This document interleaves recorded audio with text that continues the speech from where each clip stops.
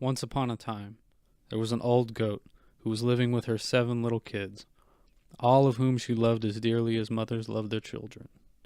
One day she decided to go into the woods to forage for food, and so she gathered her kids all around her and said, "Dear children, since I'm going off into the woods, you'll have to watch out for the wolf. If he manages to get into the house, he'll gobble you up, skin, hair, bones, and all. The scoundrel often disguises himself, but you won't have any trouble recognizing him, because he has a gruff voice and black feet." The little goat said, "Mother dearest, you can be sure that we'll be on our guard. You don't need to worry about us."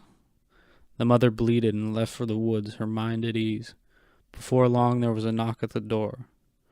"Open the door, my dear children, Mother's back, and she brought something for each of you." The little goats heard the gruff voice and knew it was the wolf. "Don't think that we would be so stupid as to open the door for you," they cried out. "You're not our mother. She has a sweet, lovely voice, and your voice is rough and gruff. You must be the wolf." The wolf went to the store and bought a big piece of chalk. He ate it up so that it would make his voice softer. Then he returned to the goat's house, knocked at the door, and cried, "Open the door, dear children. Mother's back, and she's brought something for each of you." But the wolf had made the mistake of putting his black paw on the window's ledge, and when the children saw it, they cried out, "Don't think that we would be so stupid as to open the door for you. Our mother doesn't have a black foot like that one. You must be the wolf." The wolf ran off to the baker and said, "I've hurt my leg. Can you rub some dough on it?" After the baker had covered his paw with dough, he ran to the miller and said, "Sprinkle some white flour on my paw." The miller thought, "I'll bet that wolf is planning to trick somebody," and he refused to do it, but the wolf said, "If you don't do it, I'll gobble you up." The miller was terrified, and he made the paw white. Well, yes, that's just the way people are. The old scoundrel went to the house a third time, knocked at the door and said, "Open the door, dear children. Mother's back, and she's brought something from the woods for each of you." The little kids shouted, "Show us your paw so that we will know for sure that you are our dear mother." The wolf put his paw on the window's ledge, and when they saw it was white, they believed they were hearing the truth and opened the door. But who should have come in the door but the wolf? They were horrified and tried to hide. One hid under the table, another in a bed, a third in the oven, a fourth in the kitchen, and a fifth in the cupboard, a sixth under the washbin, and a seventh in the clock case. The wolf had no trouble finding them and made short work of them.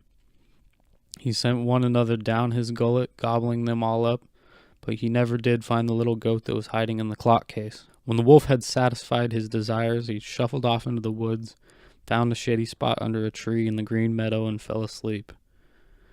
Not much later, the mother goat returned home from the woods. What a sight met her eyes! The front door was wide open. Table, chairs, benches, and everything had been turned upside down. The washbin had been smashed into pieces. Blankets and pillows had been thrown off the bed. She was searching for her children, but couldn't find them anywhere. One by one she called their names, but there was no answer at all. Finally, when she came to the name of the youngest, a faint voice called out, "Dear mother, I'm in the clock case." The mother got him out of there, and the littlest kid told her about how the wolf had managed to get in and gobble up the other children. You can imagine how hard the mother wept grief. She went out into the woods. The youngest kid went with her. When they came to the meadow, they found the wolf lying under a tree and snoring so loudly that the branches were trembling. The mother looked at him carefully from all angles and could see something that was turning and squirming in his full belly. Good gracious, she thought. Is it possible that my children could still be alive, even though he ate them up for his supper? She sent the little kid home to fetch scissors, needle, and thread, then cut open the belly of the wolf, and as soon as she had made the first cut, one of the little goats stuck his head out. She kept cutting, and all 6 jumped out, one after the other. They were all still alive and had not suffered any damage, because in his greed the monster had swallowed them whole. You can imagine how happy they all were. They kept hugging their dear mother and jumped up and down like a tailor at his wedding. The mother stopped them and said, "Let's go and find some stones. We have to fill the belly of this godless beast before he wakes up."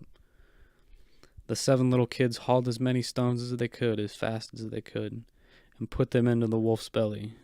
Then their mother sewed him up so carefully that he didn't notice a thing, and never even stirred in his sleep.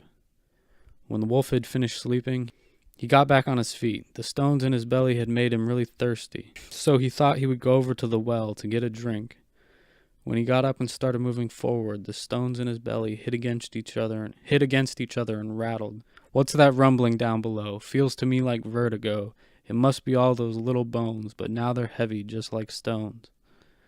When he got to the well, he leaned over to get a drink of water, and the hefty stones made him lose his balance, so that he fell into the well and drowned. When the 7 little kids saw what had happened, they went running over to the well and shouted, "The wolf is dead, the wolf is dead." They were so happy that they got their mother, and they all danced for joy around the well.